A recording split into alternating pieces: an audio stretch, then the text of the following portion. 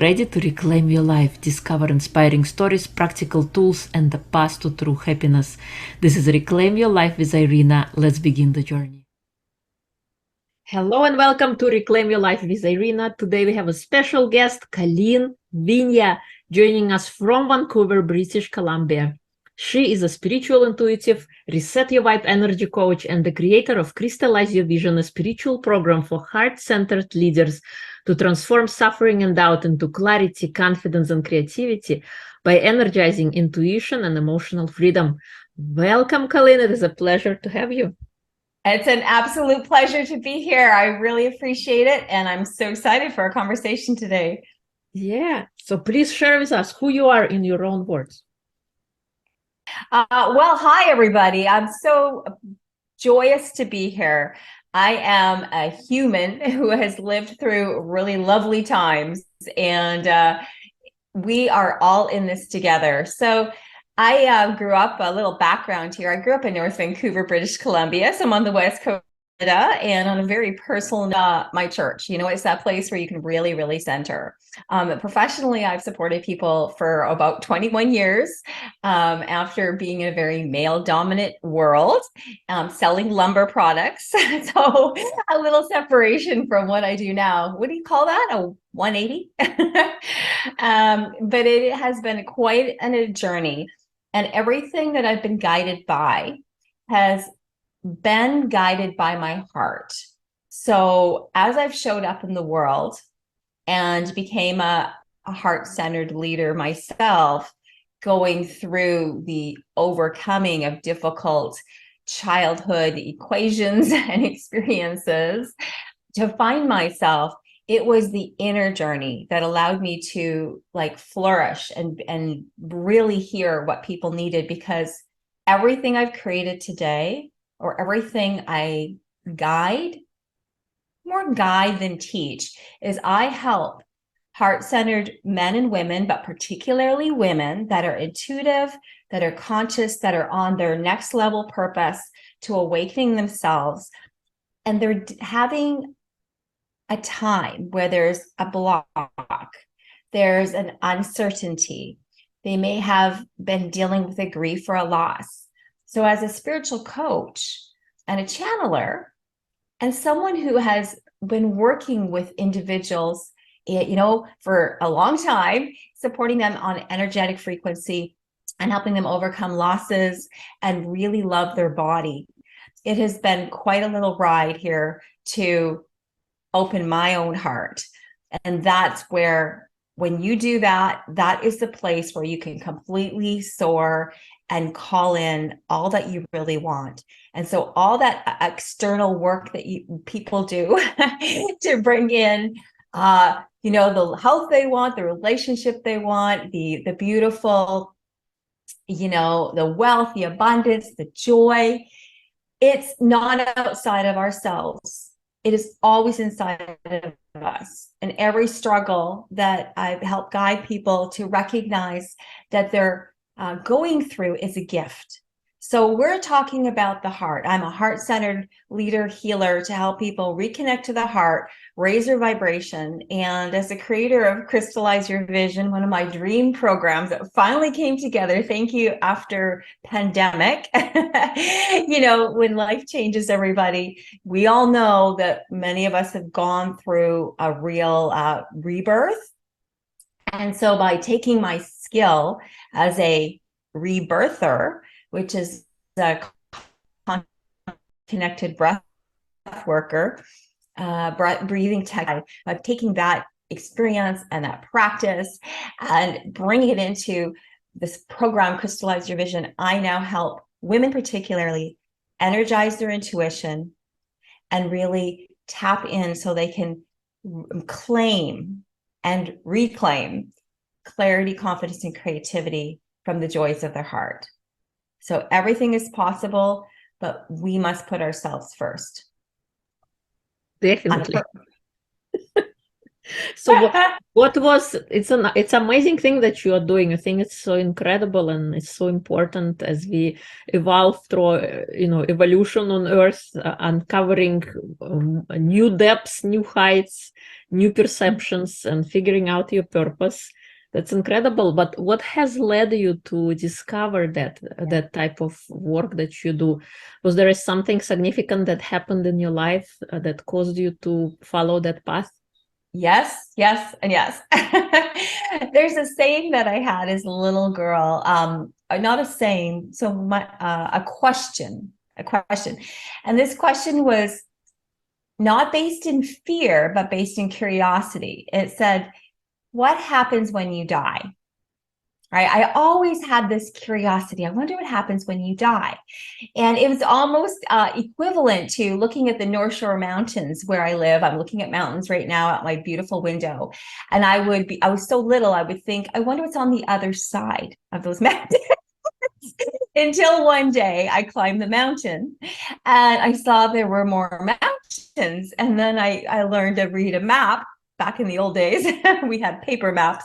I'm kidding, I'm not that old, but we had maps, and it was like, there's cities over there, but way over there. So this question, I guess, stuck with me.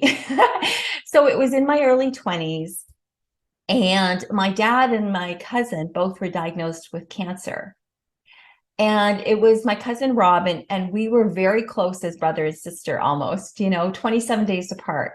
And when he found out he had cancer, we didn't understand about energy. We didn't understand about the art of alternative healing or nutritional supplementation, et cetera, et cetera. So you can imagine that my interest and curiosity, what can I do to keep him alive? Right. So that opened up a whole nother ball game of really diving deeper into personal well-being, fitness, and health. But soon after Rob was diagnosed, my dad was diagnosed at 59, and they both transitioned within 9 months of each other. Though I lost a little, not a little girl, well, it was my good friend, little girl, although I lost her as a friend when she was so I guess at that age, you're at 7, you start to shut down your feelings and your intuitive, and you just try to like do the best in life, is what happened for me. But anyway, so when I was growing up, I really felt the loss of my loved ones. So the turning point was I'd always wanted to work for myself, much like many people wanting to have their own freedom. And these kinds of things were already in place, starting to be in place. But after they passed away is when it was so crazy, because the grief I felt that was over, like, it was so big, because I walked and held their hands and sat on their bedside. What happened is after that, I started to feel and notice their presence. So I get these really cool, playful events that took me multiple repeated times of the same event. For example, my cousin loved music. Rob was like a dancer. He's a white guy, but like a rap dancer. He could he biked and he skied and he partied like a crazy young man, but he was very playful and very bouncy. So when he transitioned, he started to always communicate his presence to me through electricity, through music. And it was when I woke up one morning to the radio station, which was a clock radio that I still have today. And it was really loud. Now I'm living alone, and I figure, well, I bumped the volume button. And I was like, okay. So I turned the volume button down, and the next morning it's up again. Next morning it's up again. And each day I was kind of getting this sensation like, it's okay. Trying to get these little imprints that perhaps it was my cousin's. But it was weird. I wasn't scared, remember? But it was weird. And the fourth morning, I was still not fully believing, because this is new for me. And so what happened is, not only was the volume loud, because obviously I'm not getting the point, the whole radio station was switched to a different channel. And so that was like my in my 20s, it was like, now do you believe? And they went on like that. So that started to show me, not only it showed me two things. It showed me a path to explore, which was my inner healing. And I joined a spiritual community and studied with them for 3.5 years. And it was hands-on, body on, role playing, meditation, breath work. It was amazing. And it was really hard and emotional. But by going into the dark, going into my yuck, going into my sadness, my anger, all the things I'd shoved down for years, that was where the healing unfolded, or the release and so forth. And then, of course, the second thing that happened was, a deep dive into spiritual signs, medium work, more body work, because when you break down, when you get love on your body and you get healing, your body and your channels, of their children, their family members, through body work, energy work, and channeling work. And I've been able to take that all those experiences and channel them into something where now I'm a pretty good channeler and guide, where I can see things in people and not make the decision for you, but I literally can hold the space, and guide you into the place that allows you to tap into your own personal guidance system and get the answers for yourself. So I just help you connect the dots. And that's been the blessing from that transition of those loved ones and many others. Yeah. Wow. Such an amazing story. And so you've been a visit for the last 20 or more years. Is that right? Yeah, that's right. Hands-on, one-to-one work, a lot of it mostly in person, some group work, a little bit online during that time, but mostly it was that in-person, heart-to-heart, helping them find their freedom or solution to whether to their business problem, their money problem, or their husband problem, but through their body. Mm-hmm. Yeah. Good. What were the 3 biggest Multifaceted you learned since your wake-up call? Number one, yeah. The top one is trusting my intuition and internal wisdom to overcome my own self-doubt and suffering. My whole life journey, interestingly enough, if you're into numerology, I'm what you call a 3. It's based on your birthday, month, day, and year. And I'm a 3, 4, 7. And 7 is about trust and openness. So it's no wonder that I came in, and when I was born on the day, the year, the month, that is about me needing to work on practicing self-trust. And so that was my number one. And I learned that when I did trust myself, that is equal to trusting my instinct, my intuition, right? That's one and the same. And that's something I want and really encourage people to understand, that when the doubt is there and you can't make that decision about something, is simply, or you're judging someone else, or you don't trust someone else, it's really because it actually comes from you. You're having a hard time trusting yourself.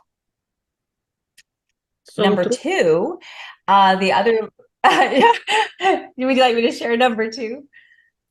Yeah, I just wanted to mention the that other lesson. Oftentimes we trust others than we trust ourselves, because growing up we had figures of authority in our life. We had people kind of telling us what to do. So we oftentimes discount our own guidance system. So totally agree with you on that point of self-trust. So yeah, please share with us what's the second lesson you learned. On that first one, I'm just sitting here nodding. It's so big, and I really resonate with what you said. We give over, just want to add to that, we give over our power, but we don't do it intentionally, because we're young, we're being guided by who we believe know better than us. And as we grow into, remembering, we're really just remembering, this isn't new, but as we allow ourselves to empower ourselves and remember, because now we're growing up and it's not working. It's not working the first way, as you said. I just wanted to add to that. Yes. Yeah. What was number 2? Yes. Yeah. My biggest, I call them lessons. They're lessons or they're learnings. It's healing my heart from the grief and loss of my loved ones through communicating with them in spirit and tapping into their loving guidance and cheerleading. So what really, a lesson, a learning was, I learned that grief can resolve and move through us so much faster. Every person is different and no grieving experience is the same. And the whole should that someone may say in your life, just listen to the listeners here. If someone says, oh, you should be over that now, it's been, 10 years, or it's been 2 months or whatever. It's like, well, maybe by 10 years, if that's an indicator, if perhaps there's some work that you could be doing to move that forward faster. But still, there's no one can say how long the grieving process is. But what I can tell you is the grieving process definitely lightens and moves through faster when we start to trust that our loved ones are not only well, but they're here to support us, and life lives on, or our spirit lives on. And I have worked with many people in different religions, if you want to say, or interests, and the ones that are drawn to me may be savvy in a very different religions, cultures, but it's the people who have had the grief lesson and then start to feel the presence of their loved one that become the believer. So we're not here to try to change people to believe something that they don't. It's just that if you've had a grief or a loss, you'll know what I'm talking about. You probably are starting to feel the sensation of your loved ones. Yes, and healing is important, especially because we tend to carry on that pain with us, and it lodges in the body, and then it can manifest in a disease when not addressed appropriately and often soon enough. It's been a journey for myself as well. My loss, I had a loss of an idea of a marriage, a loss of an idea of family falling apart. And that picture that you have in your head when you're growing up, what a perfect family is supposed to look like. So I was going through that kind of loss process, and it took me a while to realize, but the importance of forgiveness and utilizing that as a tool on a daily basis to allow us to live with a clear mind, being able to make decisions and being able to let go. Not for the sake of somebody who hurt you, but for your own sake, for your own peace of mind, to be able to live and enjoy life and be present to your life, and not to the loss, but to the life that you still have left. Because life is so short, and when we spend so much time in pain and grief, and I'm not judging anybody, everybody has their own time, but then you have so much less life left to live and be present to it. So thank you. You couldn't have said that any more. You couldn't have said that any better. And what I'm hearing is you were describing your own journey where, you went through the grief of the imagery and the vision of what your life was meant to be look like. Same as mine, what mine planned. I'm a little joking here, but the house white picket fence and it's not been like that. So for also forgiving, ourselves is by our choices that we may have made, and not listen to our intuition when it was knocking on the door a bit earlier and said, hey, there's something here to call up, something here to talk to your partner about, or something that maybe you're letting go over past you because you're like, it's okay, I'm strong, I can handle that. And someone maybe talked, negative to you, or trying to make you do something you didn't want to do. And anyways, all of those things, right? But so we stay in something a little longer, and we don't trust the little gut it signals. But that's okay, because that actually leads. Oh, I'm just sitting here going like this, and I'm remembering my third point is this. It's this. You asked me what's the three. I'm going to answer the third one. It's self-love. I have a really challenging time loving myself. And I can tell you that because it's proof in the pudding, because I dealt with an eating disorder most of my life, bulimia. And, that's a self-hatred rather than self-love. And until we do little things more and more and more, and the little self-loves add up, we don't have to also love ourselves overnight.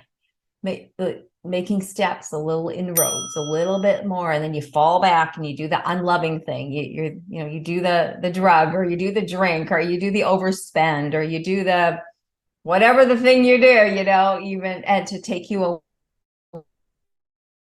away. Well, we take it away from the pain feeling in our body because there's a core wound. We want to cover it up.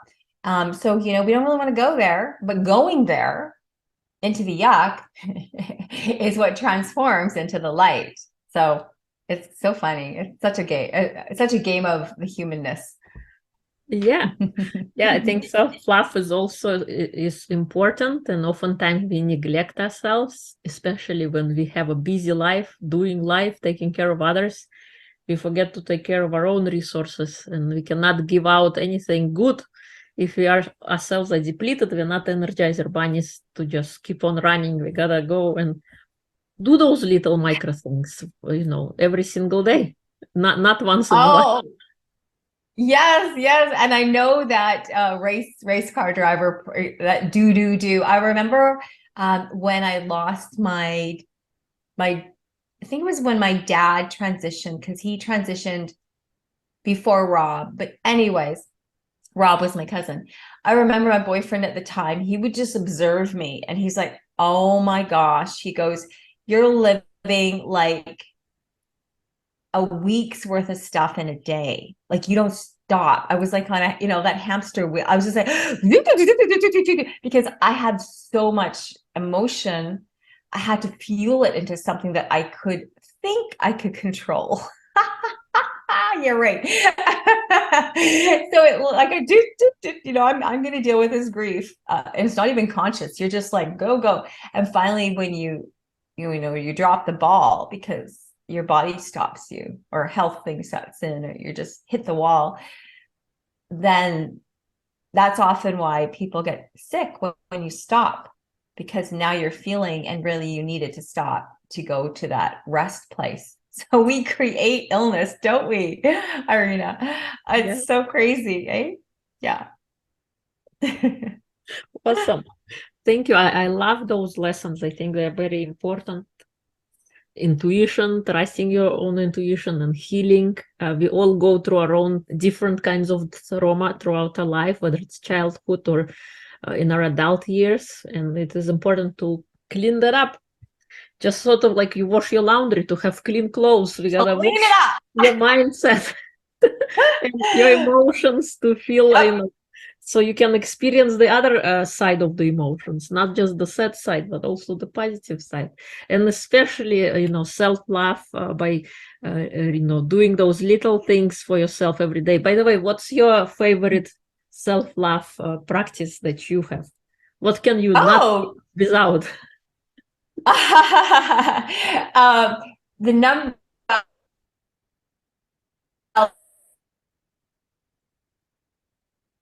there's two top ones that go under bigger umbrellas, but exercise. It is my favorite is outdoor hiking steep mountains in nature. And something that most people don't know about me and get a little shocked when I tell some of them, the worriers, is I love to hike in the day, of course, but I'm also comfortable on familiar trails in the dark. And I have a headlamp, and I'll sometimes be the only person on the trail. So it's something where I feel very connected to nature and at home, and I get my deep exercise. I feel nature like my spiritual church, and I'm see animals sometimes, and I get to practice like sending them love if I kind of run by them. And that is really cool. The other thing that's been really helpful for me, I've got a whole bunch of them, but the other one is breath work. And it's because I was trained as a rebirther, and I've taken, countless clients over the years, 20 years, through deep breathing, activation, breath work to help them release their yuck, the trap down stored stuff. I realized there's 3 years ago, I'm like, why am I not really getting happier? And I still feel like I was having like a really difficult time of just like getting up every day and feeling good, because I've never really been a morning person ever, like still to this day, even though I can tell you I help a lot of people, I help myself. I like the night. I like wake up. I'm like this owl, it's nocturnal. and I get happy. I get happy as the day goes on and happy at night. But anyways, the breath work that I was helping so many people do for a long, I was not doing it on a daily basis. So I realized that through, a trigger, a reminder. And so almost every morning now, I will do like a mini version. I'll do breath work for, even laying in my bed for 10 minutes. So breathing in and out through your mouth. Ah, it's called a breathing through your mouth, conscious connected breathing. It's a little different than the nose breathing, but it helps activate me. And then I bask for 10 minutes, or you could call it meditate or be still. And between the breath work and the movement, those are my favorite. I'm also into yoga. I'm a vegetarian eater. I love dark chocolate almond though. So dark chocolate and almonds. Yeah, that's why I have to exercise as well. And energy. I do body work on myself. I also get energy healing, and I love tapping into. Actually, I love tapping into spiritual messages from loved ones, past for myself and for my clients, because it actually brings me own body movement, breath work, and then that channeled experience or working with someone is really cool. Awesome. I love them. Mine are, I love to sing, so 10 minutes or more every day. That makes me happy, and it also helps with self-love. Another one is meditation, morning walks. I train myself to be a morning person. I love my mornings. I love the amazing experience of watching the day being born and being able to observe how the sun rises above the horizon and the sky changes colors from crimson to pink to red, and being able to be there. I feel like I didn't miss anything. I feel like I was present, and it just unfolds. The day unfolds, and I'm not saying everybody have to be a morning person. Just this is what works for me before my kids wake up, and allows me to fill up my battery so that I can run and deal with my day later on. So beautiful. Well, I want to add that I love your morning sunrise experience, because I'm so passionate about sunsets. I've always taken pictures of sunsets when we have them, when there's not the clouds over, over our city and stuff like that. But there's so many beautiful pictures I've taken just, on the rooftop of some of our buildings here and down at the water. And yeah, it's just so I hear you. There's that feeling of the empowerment of the sun and the changing of the tides of the day coming in for you, and for me, the night ending. So beautiful. Thank you for sharing yours. Yeah. So some other rapid fire questions for you. Who did you want to be when you were growing up? I'm not sure where I was. Probably when I was a little girl, I had mixed thoughts about things. But I remember coming into my teenage years, and something inside of me knew I was going to be a speaker.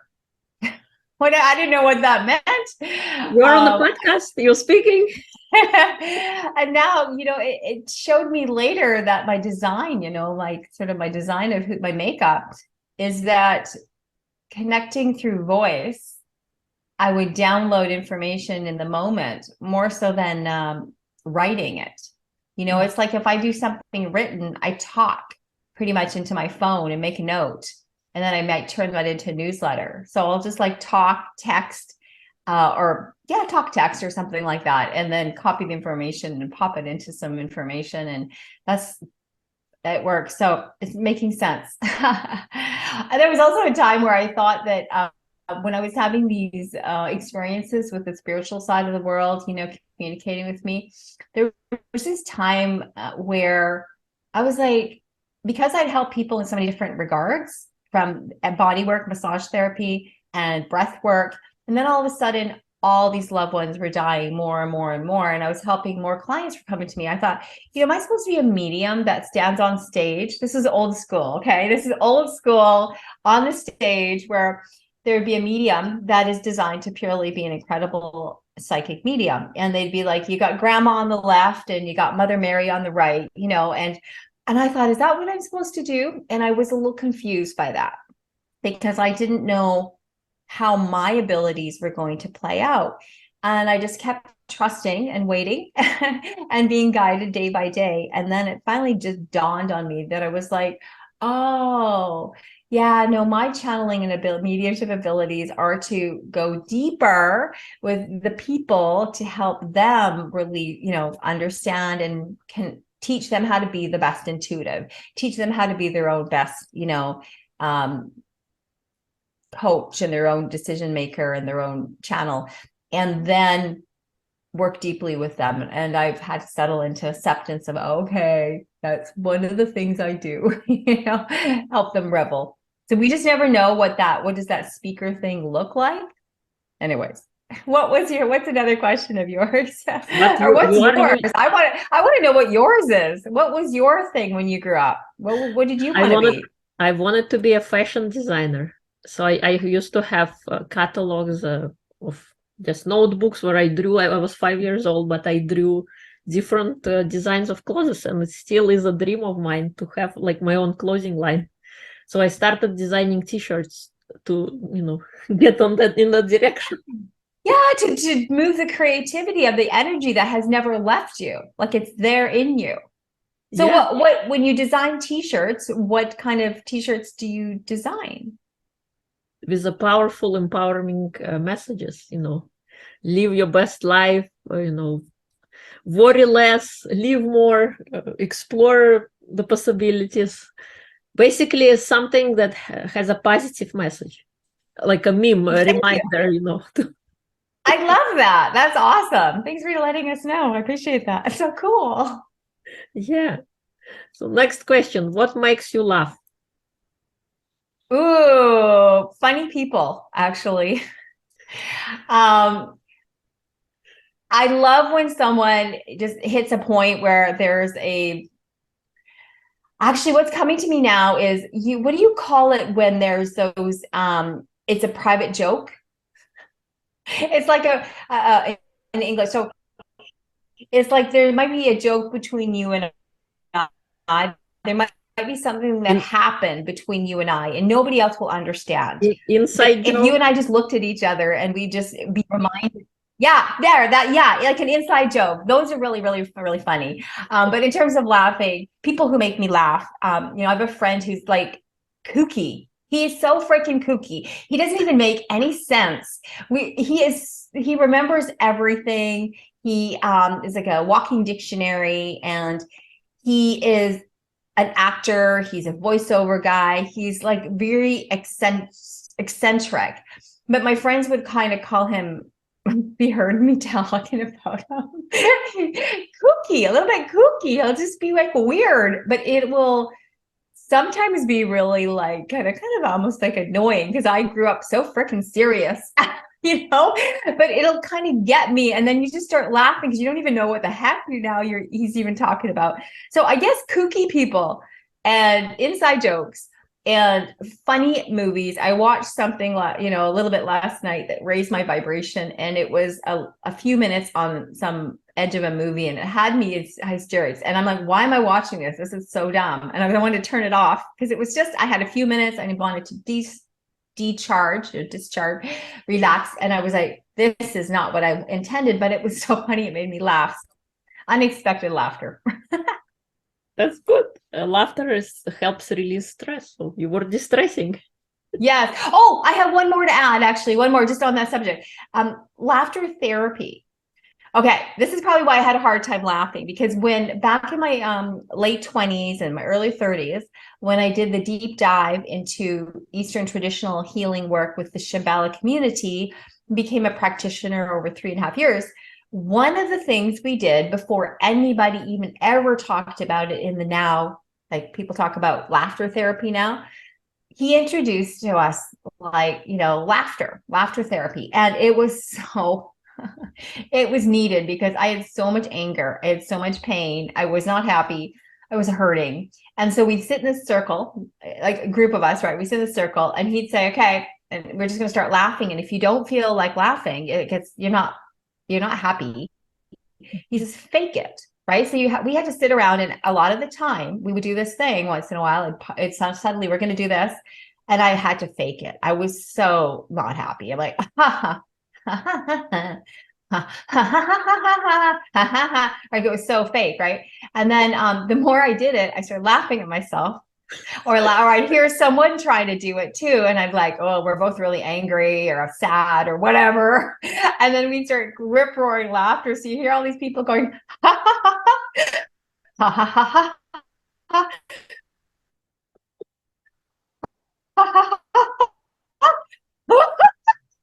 I'm sorry, you guys. And then it's real laughter, and finally you're laughing. And I was like, I forgot about that. Thank you for that. I'll have to bring that into my with my members in Crystallize Your Vision to I have to thank you, Irina. I'm gonna remind them this is a really great tool.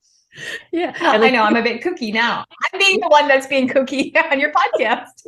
I think laughter also helps relax you, because when you are angry, you're very stiff. And when you laugh, you allow more oxygen into your bloodstream. You know, naturally you relax, and you let your tensions go, and then you kind of, I am actually fine right now. Nothing is wrong. Yeah. Dance, actually, I'm totally with you. Dance is really great too. Like before the pandemic, I probably danced more, at outdoor places. And I'm not someone who drinks alcohol. I might have one in 3 years. It's not in my interest anymore. But when I was younger, it was something that I would have a social, drink. But we would do it out, in my younger years. We would do it out at places, and I love dancing, but it just got going. And I was like, that's the one thing I realized, I don't dance as much, but when you do dance, it's just so joyful, right? It's so joyful. Totally. What sets your soul on fire? Oh, peace, actually. That's what's coming to me right now. When you asked me that question, I wanted to answer it fresh, as if it's never been asked of me before. And I'm hearing the word peace, and it's because there's been so there's been too much pain in my first part of my life, my first half of my life, we could probably say. And the second half is I'm here for peace and freedom. So whatever I can do to help you and help myself tap into peace, like that is what's setting my soul on fire. So if I can show you and show myself at the same time how to love ourselves and heal our hearts, that actually is what was the question? That's the thing that sets my soul on fire. Wow. And to see the change, and to feel the change. That's to feel the transformation. There you go. Yeah, that's awesome. I love it. I haven't heard that one before, so amazing. Oh, if you could choose to do anything for a day, what would it be? Oh, I love this question, because it's literally about nature. Like, this is so there's all sorts of things I can do with activity, because I'm an ex-rock climber. I used to rock climb, right? So I love, everything to do with the rock and movement and climbing. But the thing is, just to have a wonderful day, I literally would wake up in the morning and we'd go for a hike, and we'd go for an all-day hike. But we would do it where we climb to the top of the peak. I have a favorite peak called Crown Mountain. It takes about, it's maybe a 5-hour hike or something like that. But you sit literally on the point of the crown of the mountain. On my Facebook profile, I actually have a picture of me. I'm not sure which one is up there right now, sitting on the peak or standing on the peak, with my arms up. And there's this feeling about it, and I'd be like sun tanning, taking in the warmth, and literally like sun on my body and meditating. Then we'd hike down and then go down to the beach. So this is like a warm place. My favorite day has to be in the heat, and a combination of a beautiful hike and then down at the beach, down at the water, eating food around on the beach on the fire, because now we're getting nourished. And then literally don't have to sleep there, but going back to a really like warm, yummy home that has like a hot bath and a hot tub and, just with someone special. So my beautiful day, and that could be anywhere in the world that's gorgeous, hot, has a beach and a mountain. A perfect day would be like a different perfect day in different locations. That's beautiful. Yeah, I want to go. It sounds very exciting to be on top of the mountain and go to the beach and relax and Yeah. feel the Yeah. It's sun. like the top.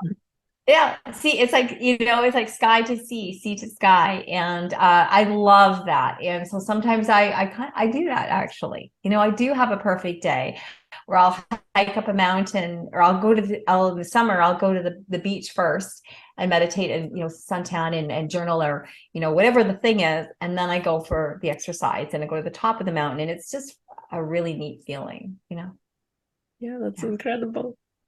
What is your proudest accomplishment? Oh, actually, at this point, I'm going to speak on the current right now, because this is what's coming to my mind. It was such a difficult journey for me I wanted to create a program that I could help people, or not so much a program, but I wanted to be able to help more than one person at a time, like so many creators were doing in the world, having an online business, group coaching and all that type of thing. And I wanted that. But my difficulty was, for the longest time, I couldn't translate, define, figure out the roadmap, how to take working in person with people session that all happened in the present moment. How do you take that and create a program that has teachings and videos and still helps them get the results that they would be getting if they're one-to-one with me? So that was probably my most greatest difficult, and I feel really proud of it, because for some people it may have come easier, or it probably came maybe easier, but for me it was a really having to work with my doubt and my self-confidence and find a path. And it was following moment to moment the baby steps to eventually map out the programs. We could say the tool that I use in the program, I realized was something that I already did with my clients over all the years.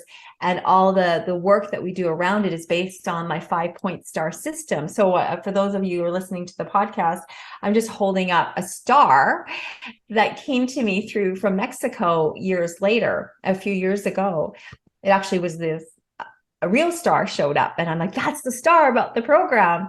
And so it's based on, the center of the star is its alignment, its connection, its peace, its expansion, it's raising, your highest, living your highest potential. But it's through alignment. To get there, there's these different parts of life, and it's like a pie of life. So realizing, when a business coach sat with me, I said, well, how do I create a program? How do I even know what the heck I do? I don't even know what I do. Like, I was like, so not a marketer. She goes, well, what's the first step you do with your clients? So I described it to her. She goes, so that's like your first step, or your first pillar, or your first, my first point on the star. She looks at me and I'm like, yeah, it's a star. It's a star process. So anyways, so now I take people through the points on the star. And I realize I've done that in person, and I've done it in the program. And we bring them through express, move, prime, align, and monetize. So those are all parts of your life, where the very first point, I'll just say, is express means, in order for you to create the life you want, we must emotionally express, because healing is, revealing. Expressing is revealing, and healing, healing is healing is healing, and all that. So, you work around that. And in order to work through the different parts of moving your body and different aspects of you, mentally, spiritually, emotionally, physically, they all count. And if we're discounting any of them, there's that missing, piece for you. And so I help my clients tap into which parts of the star that they're thriving in, which parts that they're not thriving in. And they kind of go through and learn about all points on the star arena, because it's about intuitive eating. right? So I teach people about intuition. And then there's a line on the star, which is aligning to self, source, and others. Aligning to your spiritual cheerleaders or those angels or those guides, that spiritual team you talk about, to God, right? To whoever you communicate with. And then the last point on the star is monetize. So to monetize your life, making more money and making residual income and those kinds of things, they come through monetizing through creativity. So when you work on the inner, then your alignment falls into place, and then you can hear and trust your own guidance. And then your creativity goes, oh, that's how I'm going to monetize my life. For me, it's creating this program. It's one of them, and another part of it is having a part-time business that is some supplementation items and products. But I was trying to blow up a business one day in network marketing. And for some reason, I grow a big team, and I could only get it so big. And Spirit kept pulling me back. And I said, what is going on? Why can't I have this really big, direct sales, network marketing sales business and do my healing work on the side?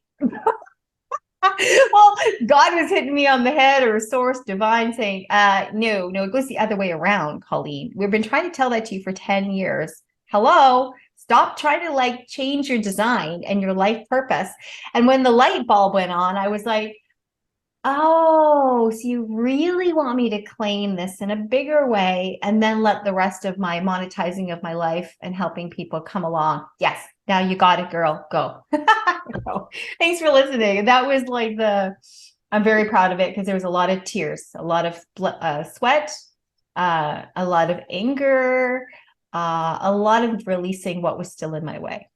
Mm-hmm. Oh, that's amazing. That's a beautiful program.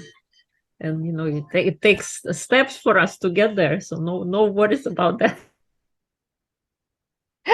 Exactly. Be kind to ourselves. This is what I learned. That's probably another thing I learned is kindness. More kindness.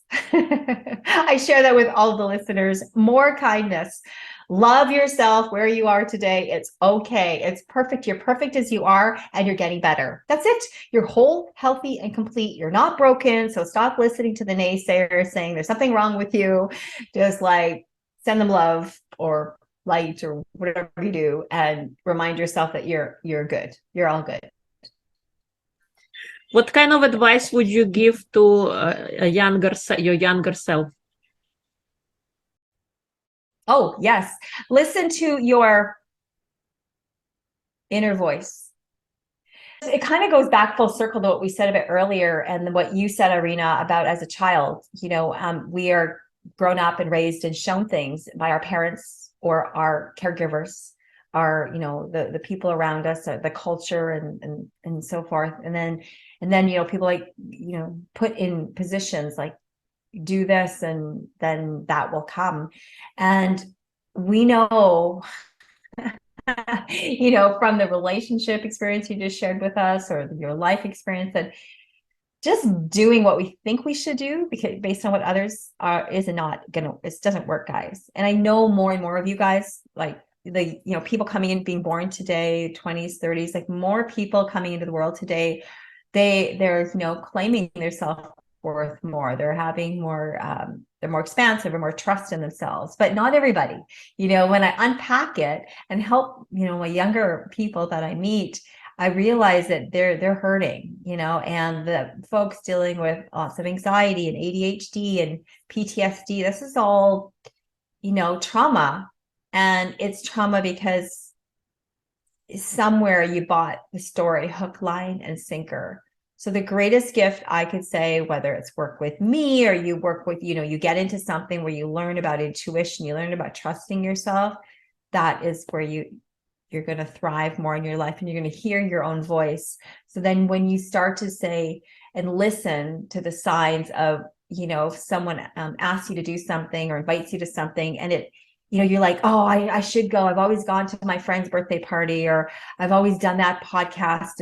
Every annual year, I said yes to be on that show. Well, once you start to grow in life and bigger, and there's more, I have a lot of things I now I'm starting to say no to because I just like it's I don't have time for it. And then but it's easy for me to overload myself because it's like how I grew up, and it's a little more challenging for me to listen to my intuition to say you need more rest.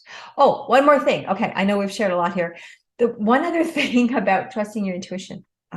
Shoot, I just lost it. It came down. I have this 8-track downloads that come all at the same time. I'm like trying to decipher them like a filter in a library. Oh shoot, I hope it's going to come back in. Through the trusting of yourself, oh darn, I think I may have lost that one. But it's through the trusting of yourself that you're. Thank you so much for coming on and sharing your wisdom, your lessons. I really enjoy our conversation.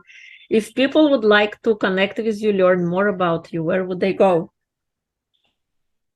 Beautiful, beautiful. Well, the easiest way to first find me is my name. My website is my name, ColleenWynia.com. So ColleenWynia.com. From there is lots of blogs with YouTubes. There is a contact me. That's probably the fastest way to get me, in touch with through my email. But I'm also I have a YouTube channel with my same name, Instagram, Facebook, TikTok account now as well. That's just something that came up this past year. So I'm having a lot of fun with that. And I do want to let the listeners know, because depending on, when our show airs, each month there's something free that I offer that you may love to connect with me on. It's called Spirit Conversations with Colleen. And it's a monthly class / discussion, about an hour to an hour 15, usually an hour 15. And I host it once a month. There's a Facebook event group that I can direct you to and, register a link. But it's a place where each month I tune in to a different topic on connecting with your spiritual cheerleaders, on the signs of the universe, how to trust your intuition, how to evolve, yourself, overcome grief, all those some of the subjects that I just talked about, various. And it's really cool because you get to come on and ask me direct questions. I can help you, channel through figuring something out. Or if you have a contribution about like a spiritual story, like one of the ladies I was talking to the other day, I work with people who've had even near-death experiences. And this incredible woman who's going to come on the show, or actually it's a class, more like a classroom where you can be a fly on the wall. You can be a fly on the wall and just listen in, or you can be a participant. She's had not one, not two, but 3 near-death life experiences. And so she literally shared with me this incredible journey that she knows life continues on, because she also had a choice whether it was her time or not. And so I get a lot of really opportunities to help people through these curiosities. So that's one thing for sure that you may love to be a part of. But message me if you'd like to have a conversation as well to explore Crystallize Your Vision. It might be something that can help you through to your next step in life and transformation. Thank you. And we will include all of the links in episode notes. Thank you so much for coming on. It was a pleasure to have you.